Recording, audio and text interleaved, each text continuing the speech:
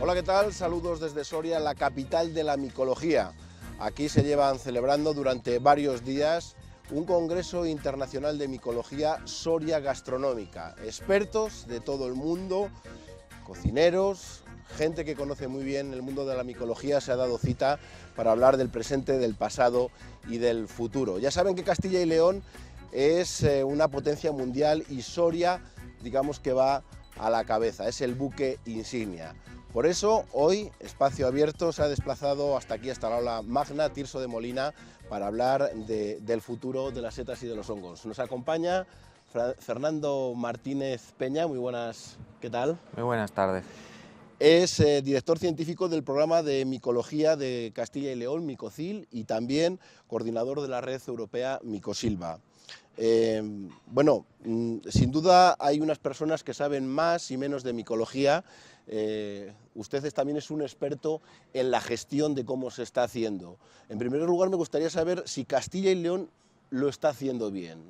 Ya el programa ya tiene casi 10 años de gestión, pero saber en qué punto estamos ahora mismo.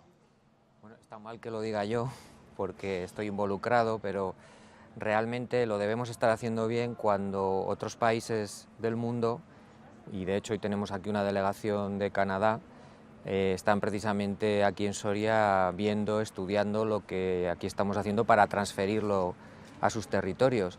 Luego, efectivamente, creo que es motivo para estar orgullosos. Es un programa de micología que tiene ya pues, cierto bagaje, cierta experiencia, que se está exportando a otros territorios y en el que han participado muchas personas desde muchos ámbitos.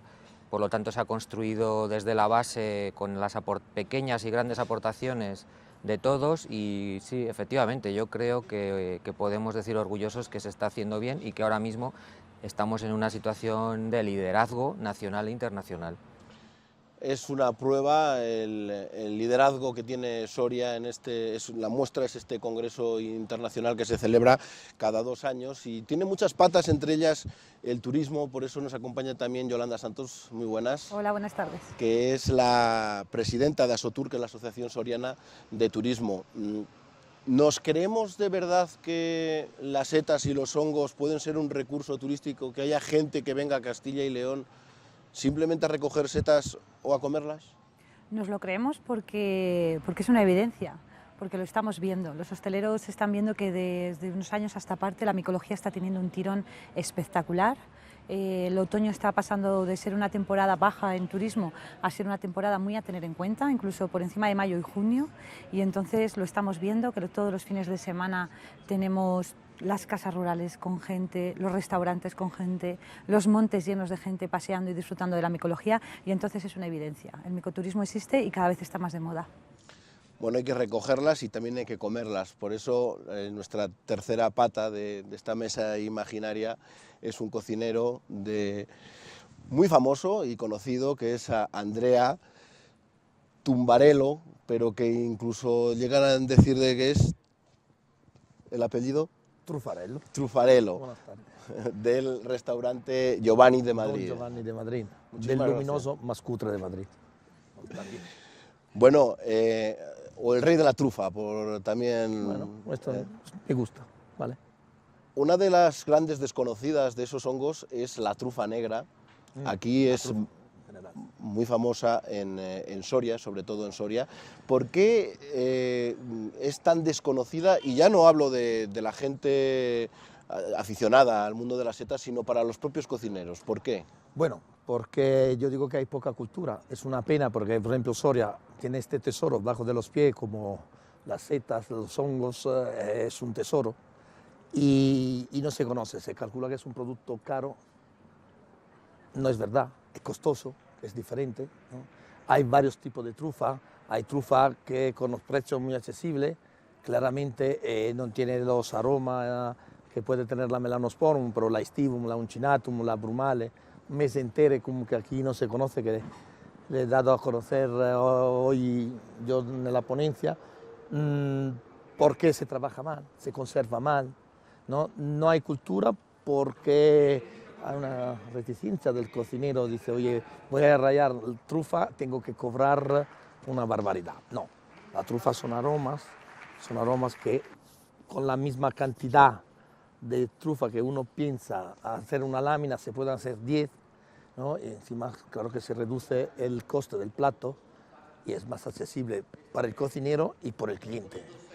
Luego hablaremos de las posibilidades que tienen los hongos y si es verdad que los cocineros cuentan los secretos, porque hemos visto ahí demostraciones durante estos días del Congreso Internacional. Bueno, yo no sé lo que hacen mis compañeros, yo lo digo de verdad porque es tan sencilla mi cocina que tampoco no soy de Greenpeace porque lo paso por la plancha, ¿no? Pero tampoco lo voy a hacerle mucho daño, ¿no?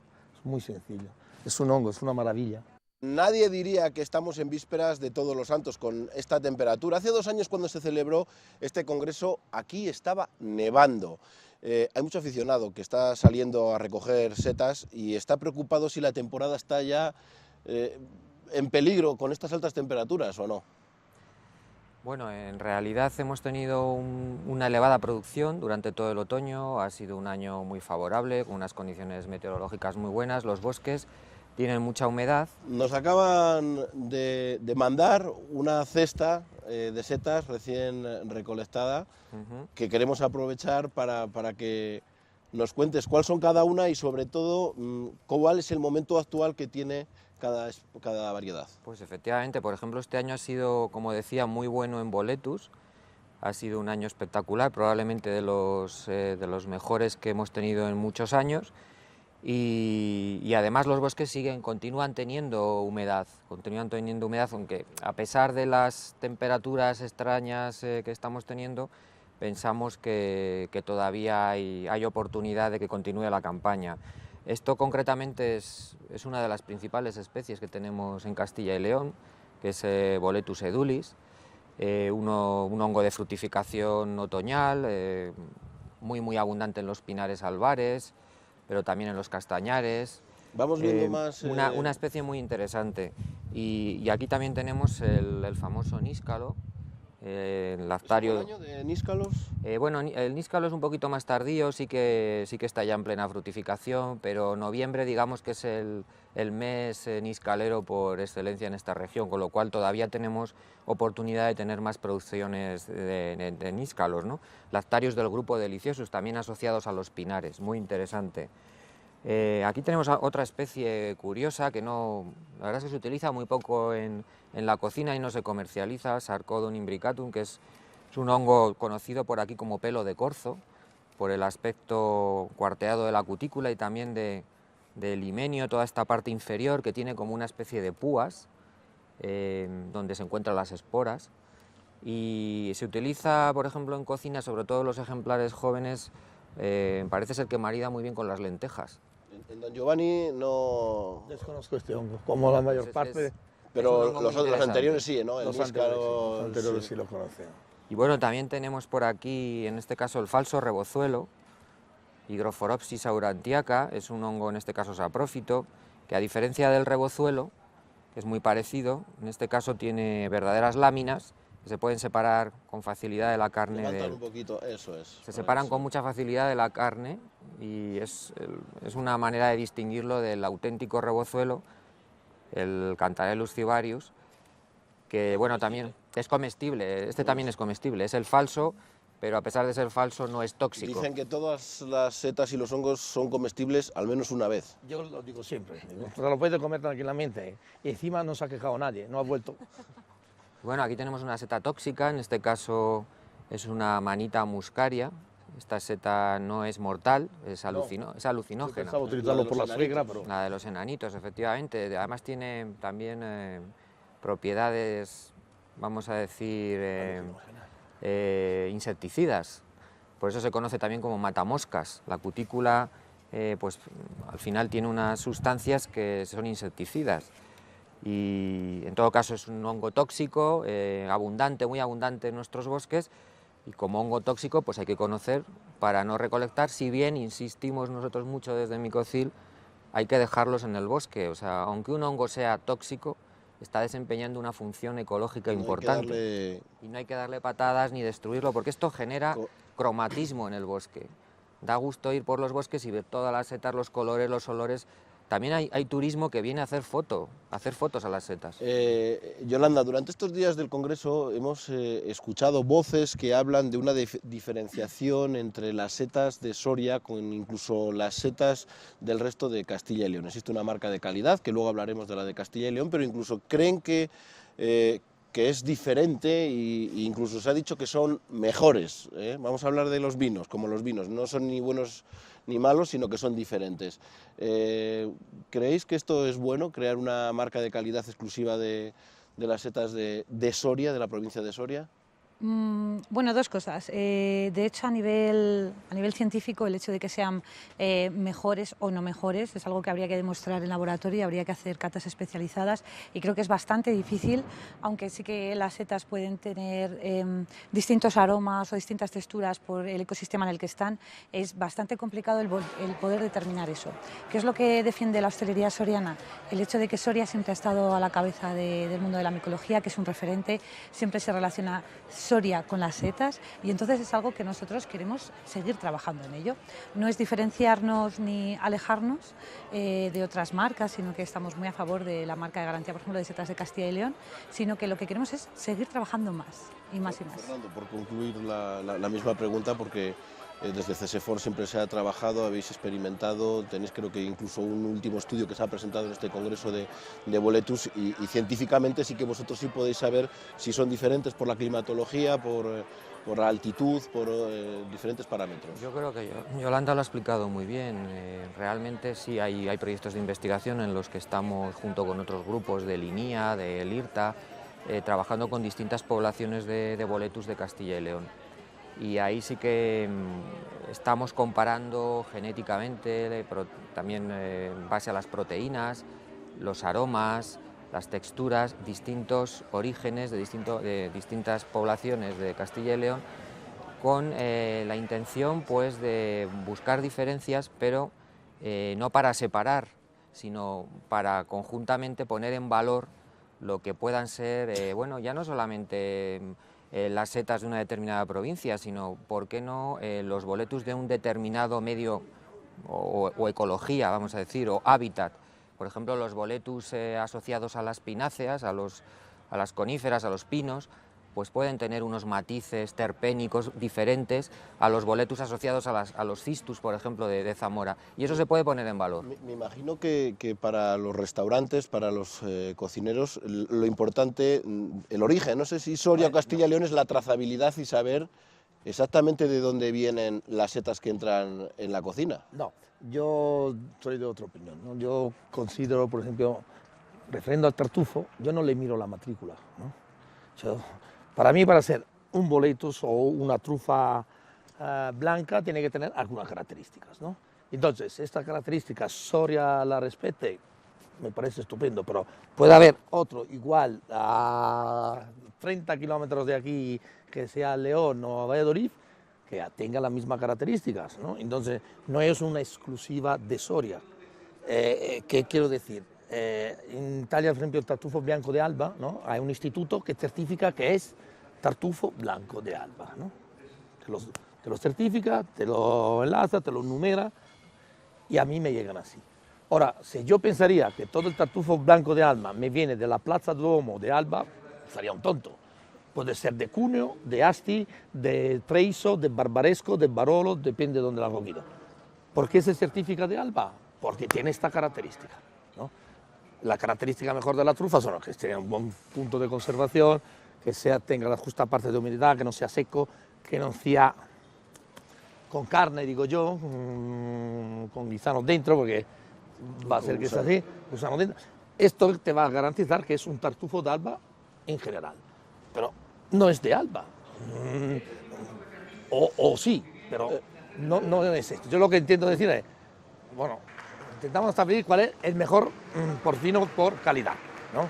Que tiene que tener esta característica, esta proteína, esta parte de maduración, y luego desde ahí, si Soria lo cumple estupendamente, ¿no? Hay que valorarlo, porque si es aquí solo que sé, hay que valorarlo. Entonces yo lo que entendería que es hacer un instituto donde sea certificación a Soria, pero que pueda ser también de Valladolid o de otra zona, que pero reconozca el boleto según el Instituto de Soria. Esto que creo que sea... No sé si el hongo, vamos, no sé si la trufa es distinto del resto de... Creo que es un ejemplo difícil de comparar, porque claro, la trufa blanca Tuber magnatum tiene la particularidad de que se da en una zona muy reducida del mundo, fundamentalmente en Italia. Pero sin embargo... ¿Con la trufa negra, por centrarlo en Castilla y León, pasaría lo mismo? La trufa negra se produce en España, en Italia, en Francia, y ahora mismo hay plantaciones en muchos países, incluso del hemisferio sur.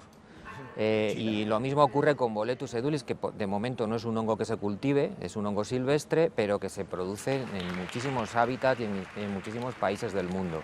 Por tanto, para nosotros es muy interesante trabajar con la marca de territorio. Sí, nosotros creemos fundamentalmente por garantizar una trazabilidad, y aquí en Castilla y León afortunadamente tenemos esa posibilidad con el sistema de permisos de recolección que tenemos en 400.000 hectáreas, 400.000 hectáreas de Castilla y León reguladas bajo un mismo sistema de permisos. Esto significa que podemos controlar desde el origen todo el proceso hasta la venta al consumidor con unas garantías de calidad, y tenemos ya un reglamento de una marca de garantía que es Setas Castilla y León, lo cual no impide llegar más lejos, como bien decía Yolanda, porque podemos poner en valor más cosas, pero yo creo que no debemos de olvidar lo que ya tenemos y sobre todo aprovecharlo. Y también es muy importante saber dónde está nuestro mercado, vamos a decir, de destino, porque las marcas de este tipo a nivel nacional pueden funcionar, pero a nivel internacional... Hablar de Soria es complicado, ¿no? Se nos conoce como España, marca España, claro. Esa es la realidad. Claro. Y además es una marca que vende muy bien, con lo cual, bueno, pues creo que es conjugar todos los aspectos y buscar en función de lo que interese qué es lo que tenemos que hacer en cada momento. Decíamos que hace 10 años ya que se está regulando lo que es la recolección de esas 400.000 hectáreas. El aficionado sigue siendo reacio, ¿no? ¿Cómo están reaccionando? No creo que sea lo mismo un micólogo que un aficionado, que alguien que se dedica como un recurso económico, pero parece que tampoco hay mucho camino, y hay que explicar que aunque está en el bosque, las setas tienen dueño. Efectivamente, hay un código, una normativa que especifica claramente que el dueño del terreno es el dueño de las setas que fructifican en ese terreno. Por lo tanto, todas las setas tienen un dueño. Ha sido muy difícil cambiar mentalidades, pero es un proceso de maduración que aquí en Soria se emprendió hace más de 15 años y que en otros territorios, incluso de Castilla y León, lleva un proceso más lento, pero actualmente son muy pocas las voces críticas, por ejemplo, y bueno, Yolanda, que está sobre el terreno, pues podrá dar su punto de vista incluso aquí en Soria, y nosotros lo que recibimos desde los territorios pues es, en general, siempre hay quien no está de acuerdo, evidentemente, pero en general las reacciones son positivas, porque de entrada no es un sistema de permisos social, vamos a decir, no son grandes cantidades lo que se cobra por un permiso de recolección. Es compatible con el micoturismo, que es lo que nos interesa, y la única limitación que se propone está en cuanto a la recolección comercial. Es decir, para nosotros es muy importante que de la recolección comercial se beneficie el local, el que vive en el territorio, el que vive en los municipios que aportan montes productores al sistema, y que después cualquier persona, venga de Italia, venga de donde venga, pueda disfrutar de la micología hasta recolectar una pequeña cantidad, siempre de la mano de un guía micológico, que todavía va a ser más interesante, y pueda disfrutar del recreo y de las maravillas de la afición de recolectar las setas. Y por supuesto luego comer en un buen restaurante micológico. ¿Qué dicen los aficionados cuando llegan a una casa rural? ¿Lo ven complicado a la hora de tener que sacar un permiso, o verdaderamente entienden que al final ese dinero es por el bien de las propias setas y que esos recursos en cierto modo, vuelven otra vez hacia ese territorio? Pues ahí también ha habido un proceso, igual que en la población de Soria, ¿no? Que desde hace ya 15 años se ha ido trabajando y ahora ya nadie lo ve mal, al revés, todo el mundo entiende que tiene que estar regulado y además lo defienden, la gente de los pueblos con uñas y dientes, esta regulación. En el turismo ha pasado lo mismo, quizá al principio se veía un poco extraño o porque no lo conocían. Ahora al revés, la gente está encantada. Si el permiso te lo sacas por internet, tardas 2 minutos, lo llevas en tu móvil. Todo el mundo tiene la información a su disposición, no tienes que ir a ningún sitio. Es muy fácil, ¿no? Y entonces eso nos lo agradecen y nos lo dicen. No es que lo ponéis muy fácil para que vengáis, ¿no? A coger setas por internet. En 2 minutos está 2,5 € al día, es lo que te cuesta una cerveza y un pincho. No ponen pegas, al revés. Tienen la facilidad de que se les da la información, se les indica dónde pueden ir a coger, cuándo, de qué manera, dónde están los guías micológicos para que vayan con gente experta. Lo que hacemos es, de verdad, no estamos poniendo puertas al campo, sino al revés. Estamos invitando a la gente a que venga y de la manera más fácil posible, pero todo regulado. Y además a la gente se siente más tranquila y más segura con eso. También le estamos dando un producto de calidad. No es vente al monte, vete tú y mira, no, esto está regulado, te estoy diciendo cómo tienes que hacerlo, con quién, y se van encantadísimos. Vamos a volver a la cocina. Este congreso es un lugar de encuentro. Andrea, usted ha venido aquí como ponente para explicar cómo trabaja la trufa, pero seguramente habrá aprendido muchas cosas. Entre otras, se ha entregado el premio a Manita a Yukio Hattori, una auténtica eminencia en el mundo de la gastronomía. ¿Qué se lleva usted de este congreso a la cocina del Don Giovanni? Yo siempre, pero de este congreso, de ir a comer en un restaurante de Soria o ir a comer, siempre hay que llevarse algo, ¿no? Yo no es la primera vez que vengo a Soria, ya he venido hace 4 años en el otro congreso de gastronomía, he venido aquí a otros congresos, tengo buena relación con Soria porque utilizo mucho productos de Soria, ¿no? Trufa en Soria está bien, compro muchos boletos de Soria, y siempre hay que llevarse algo, aunque sea cómo no hacerlo. Hemos visto incluso el método de congelación, la utilización, es decir, hasta en detalles tan pequeños como la forma de congelar progresivamente puede modificar los aromas. A mí una vez me preguntaron, Andrea, ¿tú cómo conservas la trufa? Y yo, para no tener problema, he dicho, yo no la conservo, yo me la como. No le doy tiempo para que tenga que conservarla, ¿no? ¿Qué pasa, que la trufa no se cocina? La trufa no se cocina. Lo siento por muchos compañeros que hablan de cocinamos la trufa. Yo estoy por la trufa. He hecho una lucha para la forma de laminarla. Esto de los aceites es una cosa odiosa que lo que aporta es que la gente odie, le repugne la trufa, porque un exceso de aceite, bueno, algunos, como decía en la ponencia, yo no le echaría ni al coche este tipo de aceite, de los dañinos que pueden ser, ¿no? Cuando no lo sabes utilizar, no lo conoces, utilizar un aceite, un aroma, significa potenciar un sabor, no significa cargárselo, ¿no? Si le echas un chorro de aceite, por 3 días te repite en el estómago, te estoy haciendo daño. Hace un momento, antes de empezar esta entrevista, acababas de comprar una trufa por teléfono, no sé si nos puedes contar. Sí, eso es lo que suele pasar diariamente, ¿no? A mí me llaman de Alba, la empresa que me sirve los productos, me manda fotos antes de los ejemplares más bonitos del día, me la mete encima una báscula que yo veo cuánto pesan, ¿no? Y luego yo elijo, ¿no? Voy a engrandar la foto para ver si tiene algunas. Y en este caso, ¿cuánto pesaba y cuánto has pagado por ella? He pagado 900 €, es una trufa de 302 gramos, que cuando llegará, porque llega mañana, ¿no? Dentro de 24 horas, mañana antes de la 1, llega en el restaurante y habrá perdido un poquito de peso. Me imagino que con esa calidad lo interesante es trabajar la trufa incluso delante del cliente. Yo sí, es que da gusto, aparte que lo utilizo como ambientador del salón, ¿no? Porque una vez que huele toda trufa, ¿no? Y encima da gusto, aunque lo que ve el cliente, que cuando se la lamina delante es una trufa de verdad. Volvemos a Castilla y León. La recogida de setas mueve unos 65 millones de euros. Eso significa que esas hectáreas deben estar controladas. ¿Hay suficiente vigilancia por parte de las autoridades, de las administraciones, para que esa regulación que se quiere hacer se haga correctamente, o se sigue viendo que cuando hay un año bueno sigue habiendo campamentos de gente que viene de fuera y que viene a esquilmar el bosque, por decirlo de alguna manera? Bueno, evidentemente queda mucho por hacer, pero es cierto que, por dar un dato, el año pasado se realizaron 2.500 controles a recolectores en todo Castilla y León, en los montes regulados.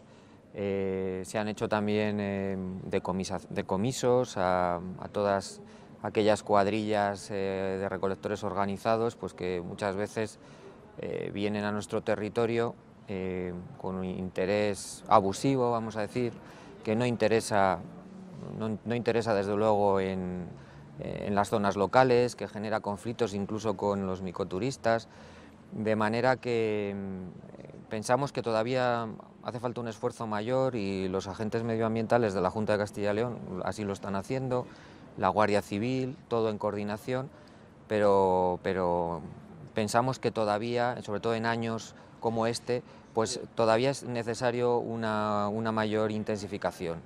Todo el mundo tiene claro que no se puede, que un aficionado no puede vender setas o hongos a un restaurante, pero esto se sigue produciendo. ¿Por qué?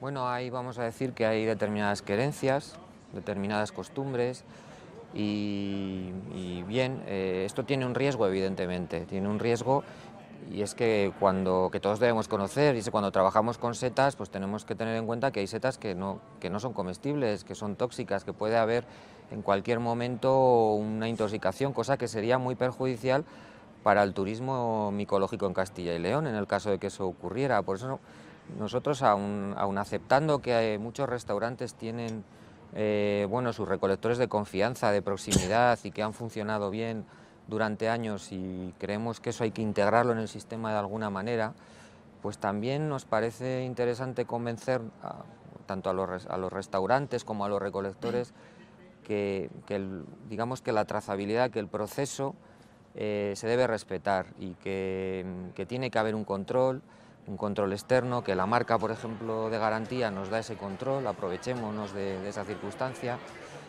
Por ejemplo, en la marca Setas Castilla y León hay inspectores externos a las empresas que controlan las calidades, las especies, los tamaños mínimos, porque ya no solamente es que tengamos una especie que no sea comestible, sino que hemos de respetar también unos tamaños mínimos de recolección para que nuestro recurso forestal no se pierda en el futuro. Hay unas 2.700 especies, unas 100 más o menos se comercializan, pero bueno, la verdad es que luego que el aficionado de a pie, el aficionado que nos conoce, pues eso, níscalo, boletus, alguna seta de cardo, es importante que al menos eso, se respete lo que queda y que la manera de recolectarlo se haga correctamente, ¿no? Es decir, yo no sé si cuando se llegan a las casas rurales se les dice que por favor que cojan una cesta, que no utilicen bolsas porque es un problema, ¿no? Para Sí, las yo creo que es uno de los buenos logros que tiene el micoturismo, ¿no? Que como comentaba en la ponencia, es una herramienta de turismo sostenible, porque claro, la gente cuando viene a recolectar setas se les explica esas cosas, ¿no? El por qué hay que ir con cesta, el por qué no hay que dejar basura en el monte, si una seta no la conoces, déjala, aunque sea una seta tóxica no se le dan patadas. Todo eso hace que el turismo que viene a realizar micoturismo a Soria, a Castilla y León, sea una herramienta de conservar nuestros bosques y nuestros montes, y nos parece algo importantísimo, ¿no? Siempre cuando hablamos de turismo sostenible parece que es algo de prohibir o de no dejar, y sin embargo esto es al revés, ¿no? El turista nos ayuda a conservar lo que tenemos, y eso es muy bueno. ¿Las setas maridan con todo? ¿Cada seta tiene su plato o hay que buscarla, un maridaje, como pasa con las carnes y los vinos y los pescados? Yo siempre estoy en el maridaje, es con lo que te guste a ti, ¿no? Al final es solo cuestión de gusto. Lo importante es que tomes una buena seta, un buen vino, que sean buenos. Esto es. Pero volviendo antes, cuando estábamos hablando, ¿no? Yo he lanzado una propuesta de un hermanamiento, ¿no? Entre Soria y Alba, ¿no? El tiempo de la trufa. A mí me encantaría. Yo el primer contacto fue con personas de Abejar, puede ser, sí, de gente de Castilla y León. Sí, hay una feria de trufa, ¿no? Un tal Santiago que me ha dicho que era de ahí, amigo de de una amiga de mi mujer, ¿sabes? Digo, hay una feria como en Alba, ¿no? Esto sería bonito, ¿ves? Esto sería un buen maridaje, ¿no? Entre Alba, que es el líder mundial, ¿no? Reconocido en todo el mundo, que lleva este liderazo de la trufa, ¿no? ¿Por qué no en Castilla y León, ¿no? O que nos vendemos los 80%? Desde aquí hacemos una llamada para ver si ese maridaje... Yo lo único que he podido hacer es... ¿Castilla y León Televisión se presenta en Italia o...? A Alba, vamos a ir a Monte y hacemos un hermanamiento de estos que puedes aportar, esto sí puede aportar mucho, ¿no? Al reconocimiento que tiene Alba a nivel mundial, ¿no? Sería interesante tenerlo por Castilla y León en España, ¿no? Interesantísimo. Estamos ya fuera de tiempo, sí me gustaría una última ronda para explicar lo que se haya quedado en el tintero. Está el Mercasetas, nos falta también de hablar de la importancia de los reservorios para mantener las especies. También nos queda la red de parques, Micosilva, que tanto interés ha generado en este congreso. Fernando, con lo que quieras un poco para cerrar, o una recomendación para los aficionados, los miles de aficionados, habla de 250.000 aficionados que durante estos días se lanzan al bosque, al monte, para recolectar setas y hongos. Bueno, recogiendo un poco el asunto del hermanamiento, que en el fondo nosotros tenemos ya desde hace tiempo, trabajamos en cooperación europea, lo cual se podría encajar muy bien este hermanamiento dentro de esa cooperación que llevamos a cabo desde el programa Micosilva Plus y desde el cual ha nacido esta idea de Mercasetas y esta idea de los parques micológicos, que en el fondo está empezando y es algo totalmente innovador y pionero, que se ha iniciado en Soria, pero que también se está iniciando en otros territorios europeos. Creo que puede también ser una ocasión pues el entrar en Italia, en este caso, y recoger tu propuesta desde ahí, porque pensamos que esa cooperación entre territorios y esa internacionalización nos hace mucha falta en Castilla y León y en Soria. Tenemos micoturismo, tú has hablado de 250.000 visitantes, fundamentalmente nacionales, pero nos queda todavía la internacionalización. Y eso... Los japoneses, por lo que hemos oído también... Los japoneses, ten cuidado, que se hacen como con el atún, ¿no? Que nos han quitado todo el atún. Y eso pues es algo que puede llegar un día y hay que hacerlo de manera ordenada y de manera que genere valor en el medio rural, que eso es lo que para nosotros es fundamental. Y también hay otro aspecto que se ha hablado aquí en el Congreso, que es el vincular las sociedades urbanas y las rurales. Creo que tenemos mucho que aprender unos de otros y la micología, la afición por recolectar y comer setas, puede ser una oportunidad para conocer y para mejorar los dos medios. Parece mentira, pero en el ámbito urbano cada vez se come peor. Esa McDonaldización. Entonces es importante que a través de la micología, a través de los gastrónomos, de los cocineros, aprendamos cada vez la importancia que tienen los bioproductos que vienen de los bosques y que son sanos, que son saludables, y eso los gastrónomos pueden hacer mucho. Todo lo posible. Yolanda, nos tenemos que despedir muy rápido. ¿Alguna recomendación? Pues nada, invitación para... a que se acerque todo el mundo a Soria, todo el mundo que tenga interés este otoño por las setas. Tenemos también, además del Mercasetas, del Soria Gastronómica, la 7ª edición de las jornadas de la tapa micológica, que es un concurso de tapas micológicas en el que participan 53 establecimientos de Soria. Es una maravilla, alta cocina en pequeñas dosis, tapas de setas a 1,50 € y es una auténtica gozada. Además de disfrutar del bosque, disfrutar luego en la mesa de las setas y es una maravilla. Y de la gastronomía. Andrea, hay restaurantes en Soria que merece la pena visitar. Yo estuve en Baluarte, que para mí es el referente de la nueva gastronomía en Soria, y la gastronomía que se quede siempre en lo que es algo para hacerlo pasar bien y nada más, ¿no? Pues muchísimas gracias a los tres por estar hoy con nosotros. Nosotros nos tenemos que despedir de Soria y de este Congreso Internacional Soria Gastronómica, un congreso que, como saben, organiza la Junta de Castilla y León. Volvemos el próximo miércoles, ya quizá desde los estudios o desde cualquier punto de Castilla y León. Hasta entonces, descansen.